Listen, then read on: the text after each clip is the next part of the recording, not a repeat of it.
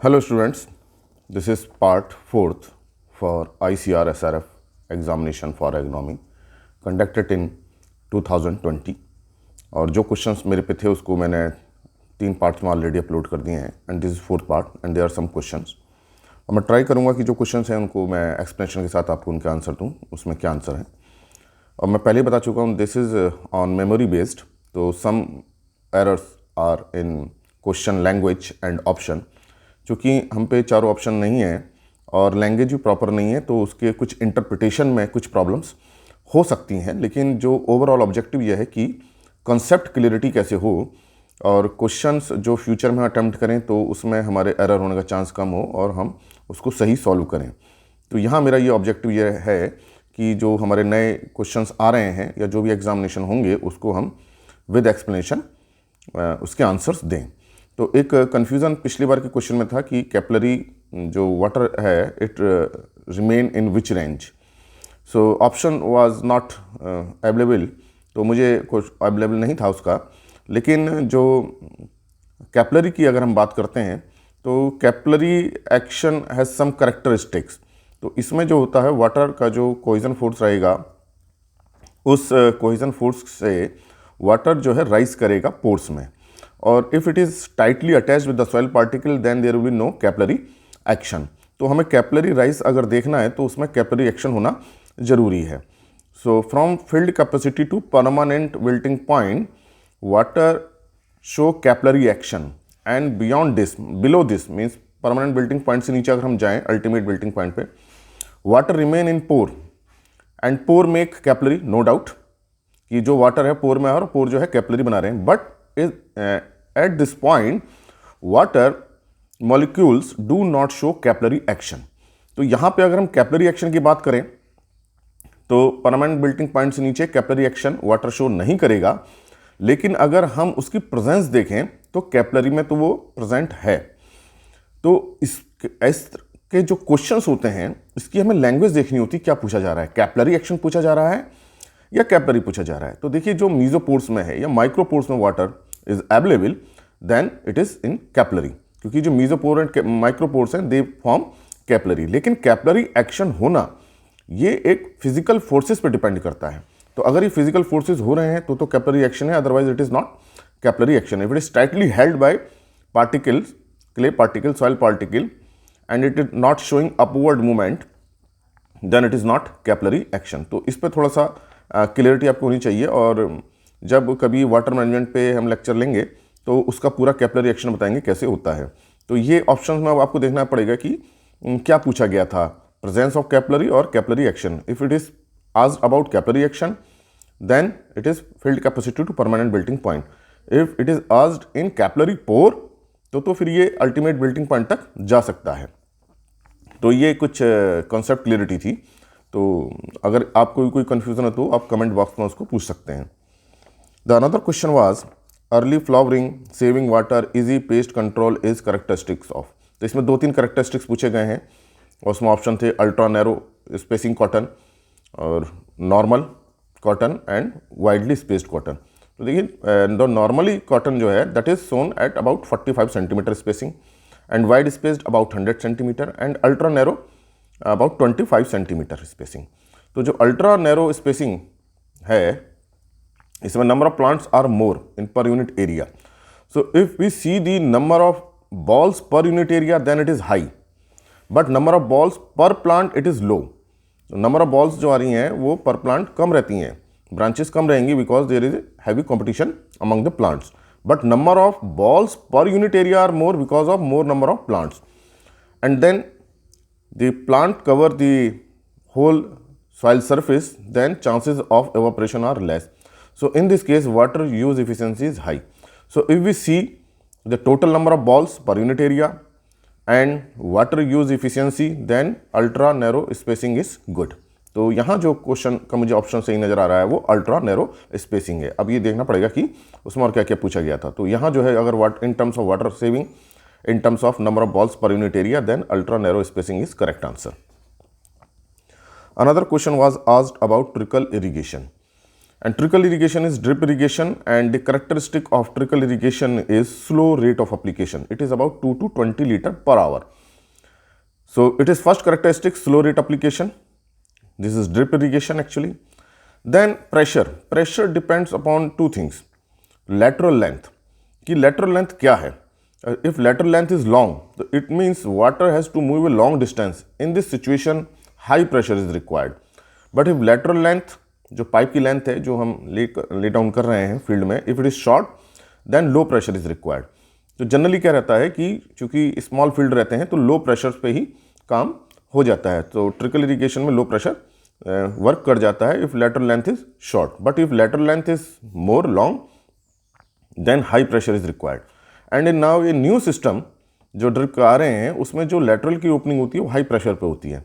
तो ऐसा इसमें कुछ नहीं पूछा गया मॉडर्न सिस्टम या हाई टेक सिस्टम. तो इसमें अगर हम देखें तो एक जनरल हम ले सकते हैं कि slow rate of application and low pressure provided that lateral length is not high.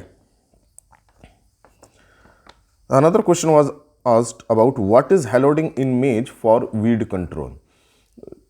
ये देखिए जो this is heloding is actually intercultivation practice when maize crop attain a height of about 1 meter, and this intercultivation is done for weed control, and this intercultivation by hoeing और cultivator. तो जो interspace होता है रो के बीच में उसमें हम ये होइंग करके अप्रूट्स करते हैं. And during this process some shallow channels are also form. तो ये जो शैलो चैनल्स होती हैं वाटर को भी रिटेन करती हैं and also uproot the weeds. So hallowing is actually intercultivation practice. तो इसमें ऑप्शन नहीं था अवेलेबल मेरे को कि इसमें ऑप्शन क्या है, लेकिन मैंने आपको हेलोडिंग इंटरकल्टिवेशन प्रैक्टिस बता दिया और इसके करेक्टरिस्टिक बता दिए क्या होते हैं. तो अब आप समझ गए होंगे कि इसमें क्या ऑप्शन रहा होगा और आपने क्या उसमें ऑप्ट किया है. तो ये आपको समझना जरूरी है what is heloding. So it is intercultivation practice when maize crop attain a height of about 1 metre. Okay. Then another question was asked about zero leaf stage in rice. So in any crop, generally growth stages are divided into 10 stages starting from 0 to 9. 0, 1, 2, 3, 4, 5, 6, 7, 8 and 9. 0 stage is germination and 9 is maturity. And then जो vegetative stage हैं फिर बहुत stages में divide किया गया है. अब यहाँ देखिए 1 लीफ स्टेज नहीं पूछा गया, 0 लीफ स्टेज. तो definitely it is germination stage. And germination stage में भी क्या है, बहुत सारी चीज़ें रहती हैं. कोलेप्टाइल है और रेडिकल है, रूट डेवलपमेंट है.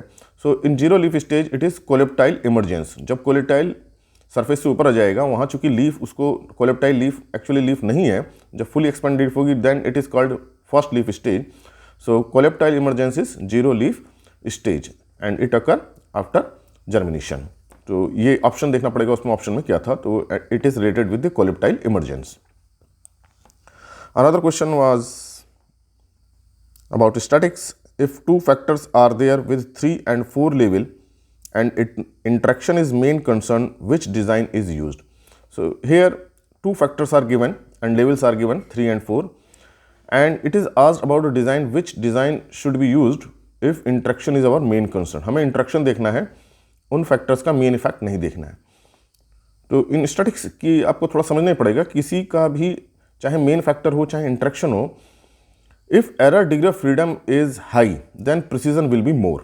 तो जिसकी हम स्टडी कर रहे हैं जिस फैक्टर की भी या इंट्रैक्शन की, if we find high more degree of freedom then precision is high. तो ये एक समझने की चीज़ है. स्टैटिक्स के लेक्चर में आप इसको समझेंगे. तो इसका मतलब कि हमें हर डिज़ाइन का एरर डिग्री ऑफ फ्रीडम पता होना चाहिए. लेकिन मैं आपको एक जनरल बता देता हूँ. The highest precise design is factorial RBD. अगर हम एसपीडी की बात करें या स्ट्रिप प्लॉट की बात करें या स्प्लिट प्लॉट डिज़ाइन की बात करें, जो हाईएस्ट प्रिसीजन होता है हमेशा फैक्टोरियल आरबीडी का होता है. तो इसमें एरर डिग्री ऑफ फ्रीडम से भी अगर हम कैलकुलेशन करें तो भी इसमें आप कैलकुलेशन करके देख सकते हैं. Highest error degree of freedom factorial RBD की होगी. And the error degree of freedom formula for factorial RBD is R-1 multiplied by AB-1. तो आप इसको कैलकुलेशन कर लीजिएगा. Then in case of split plot design, the interaction error degree of freedom is A multiplied by R-1 and then multiplied by B-1. And in case of strip plot design, interaction error degree of freedom is R-1 multiplied by A-1 and multiplied by B-1. तो जब आप ये calculation करेंगे तो देखेंगे ये जो highest जो मैक्सिमम वैल्यू आ रही है वो फैक्टोरियल आरबीडी की आ रही है। If we see RBD only completely randomised block design, तो इस जो रैंडमाइज्ड ब्लॉक डिज़ाइन होगी उसमें हम इंटरेक्शन की स्टडी नहीं कर पाते हैं। तो इंटरेक्शन की स्टडी के लिए हमें फैक्टोरियल आरबीडी में जाना होता है, तो आरबीडी तो इसका आंसर होगा ही नहीं। और किसी भी चीज़ के लिए याद कर लीजिए फैक्टोरियल आरबीडी की ही एरर डिग्री फ्रीडम हाईएस्ट होगी if we compare factorial RBD, SPD and strip plot design. Then another question was asked about percolation pressure. So first understand what is percolation. When soil is completely wetted, then water move downward, and this movement occur in saturated soil condition. तो जब saturated soil condition है, then water move downward. अब जब when there is saturated condition, it means water present in macropore move downward and retain in micropore. And this condition, percolation condition, is just before field capacity. When percolation stops then field capacity comes. तो इसका मतलब जो percolation जो wetted condition है, saturated flow हो रहा है, वो तब तक होगा जब तक कि फील्ड कैपेसिटी नहीं आती। इसका मतलब परकुलेशन में कब तक प्रेशर रहेगा, -0.33 बार। तो अगर इसको किलो पास्कल में देखें तो -33 किलो पास्कल। तो ये कॉन्सेप्ट है परकुलेशन का। तो सैचुरेटेड फ्लो कंडीशन में ही होगा, और सैचुरेटेड के बाद जब परकुलेशन सीज करेगा देन फील्ड कैपेसिटी स्टार्ट। तो ये समझने की बात है कि फील्ड कैपेसिटी से पहले परकुलेशन हो जाएगा। और जो दूसरे मूवमेंट है unsaturated flow and vapour movement, ये क्या होते हैं जब पूरा परकुलेशन सीज हो जाएगा, उसके बाद जो है अनसैचुरेटेड कंडीशन होगी, तब अनसैचुरेटेड फ्लो होगा, और जब उसमें वाटर टाइटली हेल्ड हो जाएगा देन वेपर मूवमेंट स्टार्ट होता है। तो तीन तरह के मूवमेंट सॉइल में रहते हैं। Another question was what is C in Mr-Lich equation and what it represent relation between। तो इस तरह का क्वेश्चन पूछा गया था। तो देखिए C, Mr-Lich gave a mathematical equation for the yield response and he derived the equation log A minus Y is equal to log A minus Cx, and A is maximum possible yield and Y is yield obtained by applying X growth factor, and C is constant, and this C is also known as Mr-Lich effect factor। तो ये Mr-Lich ने mathematical derivation किया था and law of diminishing yield increment उन्होंने formulate किया था। And this C value indicate the amount of nutrient applied and it is inversely related with the amount of nutrient. Actually C represent the steepness of slope, कि slope कितना rise कर रहा है, उसमें flatness कितनी है। If C value is high, means slope steepness is high, then in this case amount of nutrient requirement will be less. If C value is less, then nutrient requirement will be high. It is inversely related with the nutrient requirement. और आपकी knowledge के लिए मैं आपको बता दूं, जो Mr-Lich ने जो C की वैल्यू ऑब्टेन की थी आफ्टर थाउजेंड्स ऑफ एक्सपेरिमेंट्स, बहुत उन्होंने एक्सपेरिमेंट किया, उसका उन्होंने उसको ड्राइव किया। C value for nitrogen was 0.122 hectare per doppelzentner उनकी यूनिट थी, and 1 doppelzentner is equal to 100 kg, and for phosphorus it was 0.6 hectare per doppelzentner, and for potassium it was 0.4 hectare per डोपल जेंटनर। तो ये value आपसे कहीं किसी examination पूछा सकती है, नाइट्रोजन, फास्फोरस, पोटेशियम की C वैल्यू क्या है। Then another question was Indian agriculture is, तो करेक्टरिस्टिक पूछा गया है इंडियन एग्रीकल्चर का, it is related with the land and labour. So in this situation in Indian agriculture land is scarce and labour is surplus. तो हमारे वहाँ land जो है, कल्टिवेटेड लैंड कम होती जा रही है, अर्बनाइजेशन ज़्यादा हो रहा है, फ्रेगमेंटेशन हो रहा है, land is scarce and population बढ़ रही है, तो लेबर इज सरप्लस। तो जहाँ 2 आदमी की जरूरत है वहाँ 4 आदमी भी काम कर रहे हैं। तो ये इंडियन एग्रीकल्चर की सिचुएशन है। Then another question was main wheat zone is. तो देखिए इसमें जो वीट जोन है in India, there are 6 wheat zone and highest production is from north west plain zone. It contribute about 45% production. So it is Sutlej Ganga alluvial plain plus western plain, and another important zone is north east plain zone. It is also Sutlej Ganga plane plus Assam Bengal basin. It contribute about 25% production. So 70% production comes from northwest plain zone and northeast plain zone. तो ये दो contributing zone important है। अब इसमें देखना पड़ेगा option क्या था, तो इसमें north west plain zone plus north east plain zone इसका आंसर है। Another question was from statistics, which set of data has mean of 15 range 22, median 14 and mode 14। तो देखिए इस तरह के जो क्वेश्चंस होते हैं इसमें इन्होंने मीन भी दिया है, रेंज भी है, मीडियन एंड मोड आल्सो। तो ये जो आप सबसे पहले इसमें मोड देखिए, मोड इज़ 14, तो इसका मतलब जो सेट ऑफ डेटा होगा उसमें 14 सबसे ज़्यादा आएगा। तो ये एक स्टूडेंट ने कमेंट बॉक्स में इस क्वेश्चन को पूछा था, तो उन्होंने जो ऑप्शन दिए थे उसके अकॉर्डिंग जो मैंने ABCD ऑप्शन देखे हैं, तो देखिए उसमें आप कमेंट बॉक्स में वो देख सकते हैं वो वाला क्वेश्चन। तो इसमें देखिए मोड 14 है, तो हमको वो सेट देखना पड़ेगा जिसमें 14 सबसे ज़्यादा आए। तो इसमें जो ऑप्शन A और C था उसमें 14 मैक्सिमम नहीं आ रहा था, B और C में जो है 14 2 टाइम्स आ रहा था। इसका मतलब मोड तो 14 यहाँ हो गया B एंड D का। अब हमें क्या देखना पड़ेगा, मीडियन देखना पड़ेगा। मीडियन कैसे हम देखेंगे, उसको हम डेटा को अरेंज करेंगे इन असेंडिंग ऑर्डर। पहले छोटा नंबर लगाइए, उसके बाद उससे बड़ा, उससे बड़ा, उससे बड़ा, असेंडिंग ऑर्डर में, और जो मिडिल वैल्यू होगी दैट इज मीडियन। तो जब हम B और D ऑप्शन को लगा के देखते हैं इस तरह से, देन इन दिस केस 14 जो है मीडियन आएगा, और B के केस में भी 14 जो है मीडियन आएगा। तो अब यहाँ हमें B और D में देखना है, तो अब आप इसका मीन निकाल सकते हैं या रेंज देख सकते हैं। Range, what is range? Range निकालना बहुत आसान है। Range is maximum value minus minimum value. तो जो B सेट की जो maximum value was 22 and minimum value was 4, so range is 22 minus 4 that is 18। तो ये जबकि रेंज में नहीं आ रहा है, range is 22। And D option maximum value is 25 and minimum is 3, so 25 minus 3 is equal to 22। तो ये रेंज है, तो ये रेंज का आ गया। अदरवाइज आप मीन भी निकाल के देख सकते हो सकता है मीन बराबर है।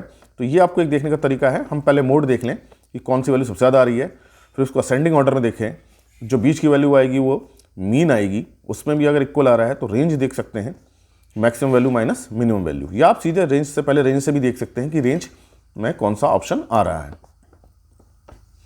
Another question was about numerical amount of nitrogen and phosphorus obtained from 50 kg DAP. This question was also asked by student in comment box कि हम 50 kg DAP देंगे तो उससे हमें कितना नाइट्रोजन एंड फास्फोरस मिलेगा। तो देखिए DAP में पहले देखिए कितना N एंड P है। So there is 18% nitrogen and 46% P, P2O5. So it means if we apply 100 kg DAP, then it will provide 18 kg nitrogen and 46 kg phosphorus. तो अब 50 kg के लिए पूछा गया है तो इसका हाफ कर दीजिए।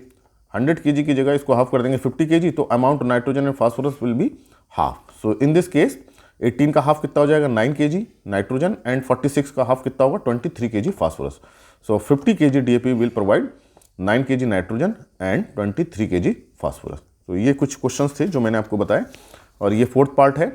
और अभी कुछ क्वेश्चंस रह गए हैं, लेकिन वो उनकी चूँकि लैंग्वेज बहुत समझ में मुझे नहीं भी आ रही है कि उसमें एक्चुअली पूछा क्या गया था, और उस पर ऑप्शंस भी नहीं है जो मुझे क्लियर नहीं हो रहे हैं। तो जो मुझे ऑप्शन, जो क्वेश्चंस क्लियर थे या जो स्टूडेंट ने पूछे, उसको मैंने यहाँ पूरे बताने की कोशिश की है।